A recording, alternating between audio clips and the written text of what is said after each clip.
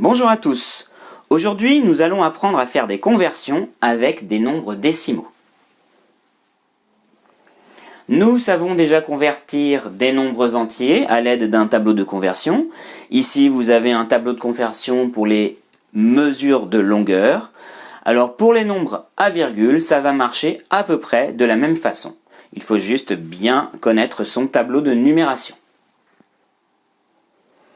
Ensemble, nous allons convertir les 4 nombres suivants, 4,6 mètres en décimètres, 17,9 décamètres en centimètres, 32,9 mm en centimètres et 119,06 mètres en kilomètres.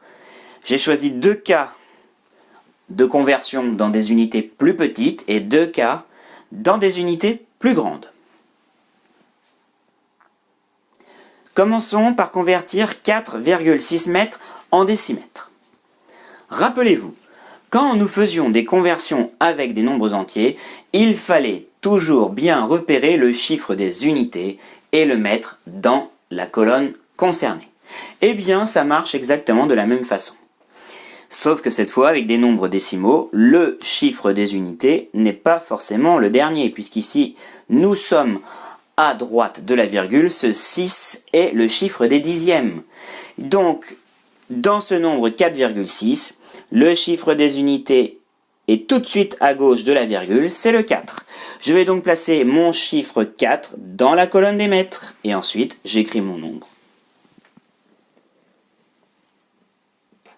4 mètres, 6. Nous voulons des décimètres. Je dois donc m'arranger pour avoir mon chiffre des unités dans les décimètres. Ici c'est tout simple, puisque nous avons un nombre avec 2 chiffres et que le dernier tombe dans les décimètres. Si je barre juste ma virgule, ça fait 46. Mon 6 est bien le chiffre des unités dans 46 et il est dans les décimètres. Donc nous avons fini notre conversion. 4,6 mètres égale 46 décimètres. Deuxième cas, un peu plus compliqué, mais pas beaucoup plus, 17,9 décamètres en centimètres. Alors je réfléchis, dans 17,9, quel est le chiffre des unités?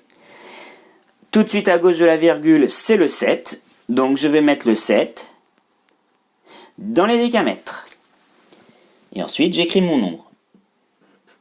17 décamètres, 9.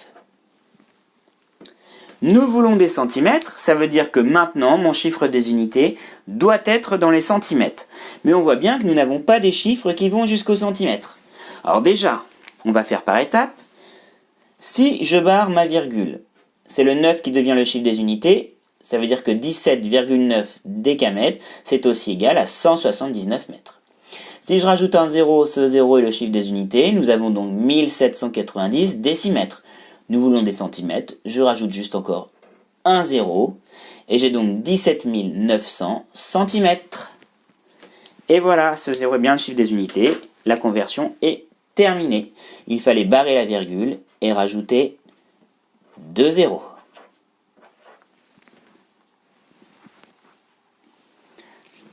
Nous allons maintenant convertir dans une unité plus grande, 32,9 mm en centimètres. Alors, dans 32,9, tout de suite à gauche de la virgule dans ma partie entière, c'est le 2 qui est le chiffre des unités. Je devais donc mettre ce 2 dans les millimètres. Donc, je place le 2 dans les millimètres. J'écris mon nombre, 32 mm,9. C'est pas grave si on déborde 2 du tableau, hein. Il n'y a pas de limite en mathématiques. Donc voilà, j'ai bien écrit mon nombre. Maintenant, je veux des centimètres. Ça veut dire que je dois avoir désormais mon chiffre des unités dans la colonne des centimètres. Ça veut dire que c'est le 3 qui va devenir le chiffre des unités. Pour arriver à faire ça, il va falloir décaler la virgule d'un rang. Si je la barre et que je la mets là, mon chiffre 3 est tout de suite à gauche de la virgule, c'est donc lui maintenant le chiffre des unités. J'ai donc 3 cm,29.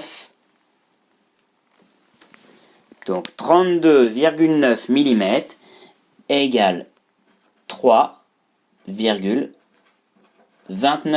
cm.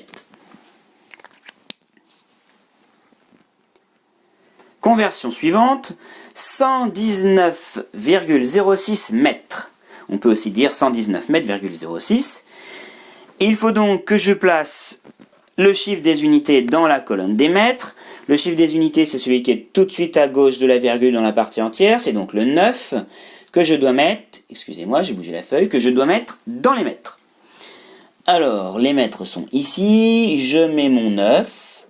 J'écris mon nombre, 119 mètres,06. Je veux des kilomètres. Les kilomètres sont tout au bout là. Donc il faut que je m'arrange pour que dans mon nouveau nombre, ce soit le chiffre des unités qui soit dans les kilomètres. Alors, imaginons si je barre ma virgule.